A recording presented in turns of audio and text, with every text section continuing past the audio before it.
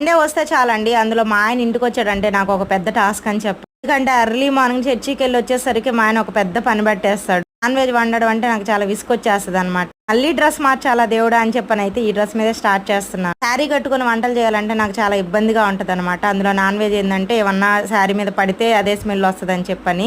Hair కూడా మనం తలంటు స్నానం చేసి కదా, హెయిర్ కూడా మనకి కూరలు అదంతా అన్నంలా పడకుండా ఇదంతా అయితే పైకి కట్టేసి ఇలా ఫ్లక్కర్ పెట్టేసుకున్నాను. ఏదో రంగానికి సిద్ధమైనట్టు సిద్ధమయ్యాను కదా. అయితే ఒక 1/2 kg అయితే ఫ్రైకి తీసి పెట్టేశానండి. మా ఆయన వచ్చేసరికి మ్యాగ్నేట్ చేశాడని చెప్పాను కదా. చాలా ఈజీ అండి మన నెల్లూరు చేపల పులుసు చేసుకోవడం. చేపలు నీట్ గా వాష్ చేసుకున్న తర్వాత ఉప్పు, కారం, పసుపు తగినంత అన్ని వేసుకొని ఆయిల్ కూడా వేసుకోవాలి. అలాగే టమాటా ముక్కలు, ఆనియన్ ముక్కలు, మామిడికాయ ముక్కలు దీనిలో కలుపుకొని ఇంకా నెక్స్ట్ అయితే చింతపండు బాగా నానిన తర్వాత పులుసు ఎత్తి పోసుకోవడమే. కొంచెం కొత్తిమీర, కరివేపాకు వేసుకొని తగినన్ని వాటర్ పోసుకొని ఇంకా పొయ్యి మీద కొంచెం సేపు ఉడకనివ్వాలి. కలుపుదల అనేది పర్ఫెక్ట్ గా కుదిరిందంటే చేపల కూర బ్రహ్మాండంగా వస్తుంది. ఇలా ఒక 20 నిమిషాలు ఉడికిన తర్వాత మెంతుల పొడి వేసుకోవడం అండి. చాలా ఈజీ అండి, ట్రై